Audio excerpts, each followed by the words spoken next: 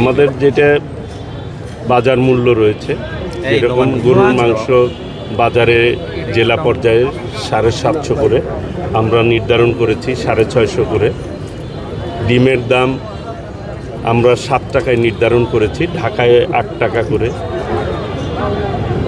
আমরা প্রত্যেকটি জিনিসে জেলার যে পর্যায় মূল্য রয়েছে তার চেয়ে কম মূল্যেই আমরা এটি সরবরাহ করছি। মূলত নিম্ন আয়ের মানুষরা, প্রান্তিক মানুষরা যাতে সহজলভ্য হয়, রোজার মধ্যে তাদের প্রোটিনের প্রয়োজন হয়, ভালো খাদ্যের প্রয়োজন হয়, সেই বিবেচনাতেই আমরা আমাদের মন্ত্রণালয়ের পক্ষ থেকে এই উদ্যোগ নিয়েছি।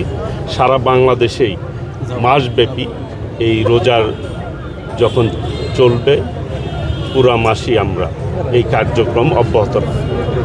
প্রায় 10 লক্ষাধিক পরিবারকে আমরা এই খাবার বিতরণ করব, বিক্রি করব ন্যায্য মূল্যে। এতে করে কিন্তু বাজারও কিছুটা নিয়ন্ত্রণ থাকবে। কাজেই অসাধু ব্যবসায়ীরা যারা বাজারে অস্থিতিশীল করতে চায়, সেই দিক থেকেও আমাদের এই উদ্যোগটা অনেক বেশি কাজে লাগবে আশা করি। আর কি আমরা চাই বাংলাদেশটিকে একটি সুন্দর, সমৃদ্ধশালী, সকল শ্রেণীর মানুষ যাতে তাদের অধিকারটি পায়, খাদ্য অধিকারটি পায়, সেই জন্যই আমাদের এই উদ্যোগ। আপনাদের সকলের সহযোগিতা কামনা করছি।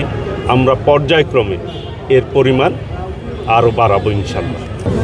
অবশ্যই পোলট্রি শিল্প যাতে টিকে থাকে, সেই ব্যবসায়ীদের সহযোগিতার জন্য আমি অবশ্যই পদক্ষেপ নিব। তাদের সাথে বসবো, তাদের সাথে মত বিনিময় করব, তাদের সাথে কথা বলেই ইনশাল্লাহ তাদের যে সমস্যাগুলি আছে শুনে পদক্ষেপ নিব, তারা যাতে ক্ষতিগ্রস্ত না হয় এবং এই শিল্প যাতে টিকে থাকে সেই অনুযায়ী আমি ব্যবস্থা গ্রহণ করব ইনশাল্লাহ। Thank you.